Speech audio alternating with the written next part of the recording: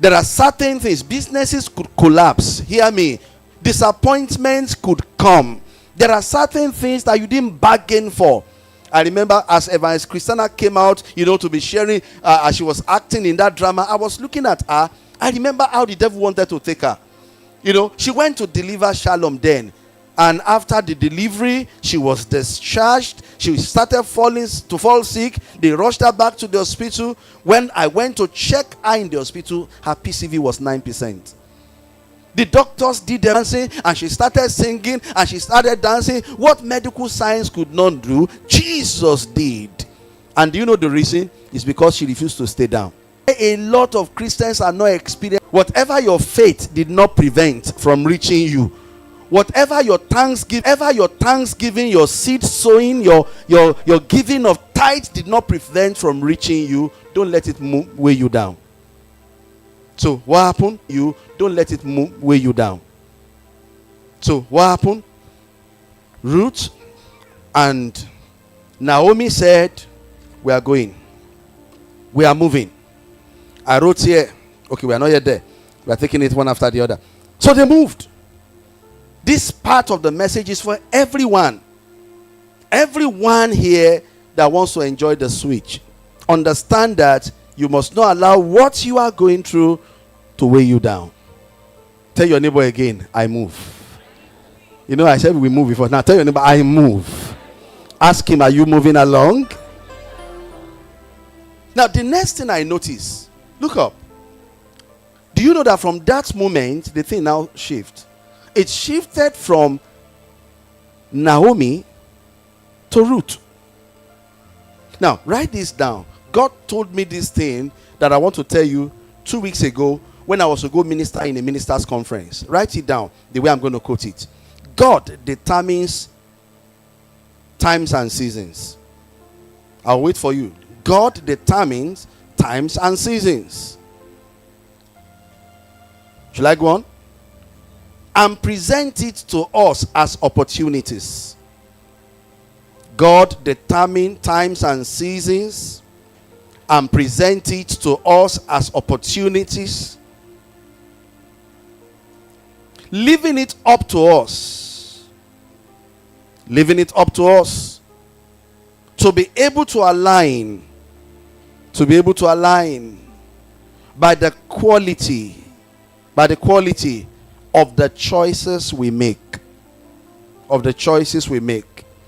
Let me come again. God determines times and seasons and present it to us as opportunity, leaving it up to us to be able to align by the quality of the choices we make. Did you grab it? Now, when I was listening to what God said, I was just praying. I sat here, and God said, son, write this down. Listen, this revelation came from the life of Daniel. After the revelation that God showed Daniel came up and said, I can say God determines time. It is God that determines our time. It is God that determines seasons. But listen, it's not that there is any time that God will now say to you, Chukudi, this is your time to rise.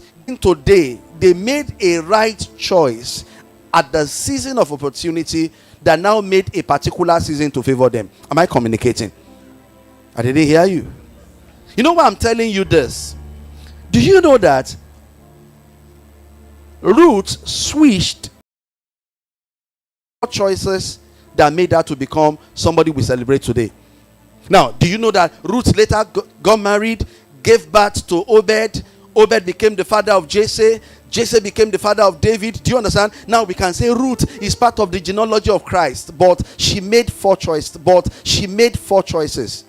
Now, how many? 4. I will tell you those 4.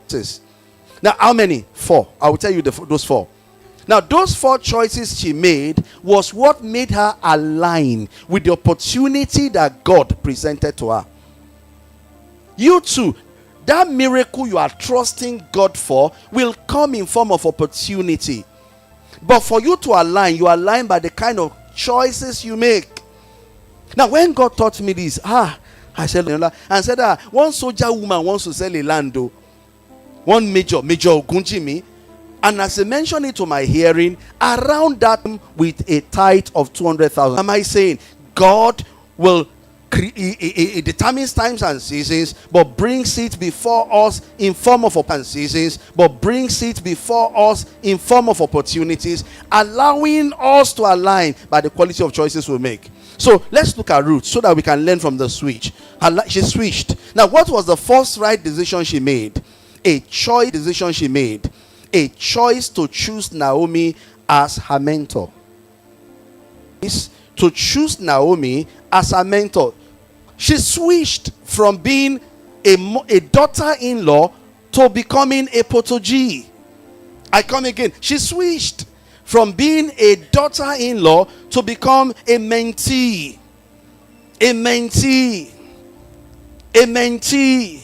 That was the first right choice. Before, Naomi was nothing but a mother-in-law. And Naomi said she's going. Her husband is dead. She would have said, after all, the only connection I have to this woman is what? Is dead.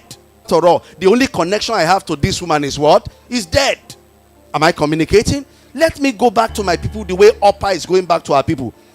But she saw something in Naomi that wouldn't allow her to go.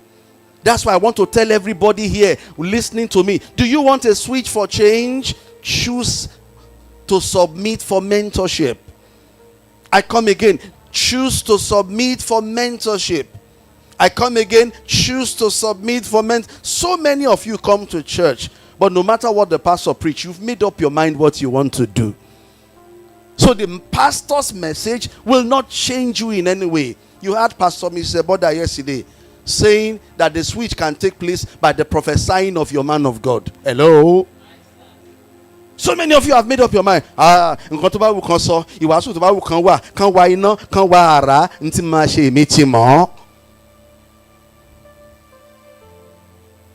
Who is a mentor? He's not a sponsor or someone who should tell you what you love to hear. A mentor is not a sponsor. A mentor is not somebody who tells you what you like to hear. Some of you don't like people that tells you the things that hurt you. You only like people that will tell you what you want to hear. And John Maxwell said, if you are going to become everybody's friend, go sell ice cream. But if you are going to be a leader, you cannot be everybody's friend.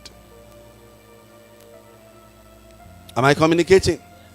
A mentor is someone whose life and counsel shows you the answer, follow this, to the difficult questions you will encounter in your pursuit of purpose. Shall I come again? A mentor is someone whose life and counsel show you the answer to the difficult questions you will encounter in your pursuit of purpose. Let me tell you this truth. In your pursuit of purpose, you will meet with difficult questions. Let me use marriage as an example. Now, marriage is palatable. You know, it's good. That Thursday, as you were joining, I see that you are laughing. But yes, you are laughing. Everybody laugh with you. You too smile. Sign, you sign. But when you go deeper,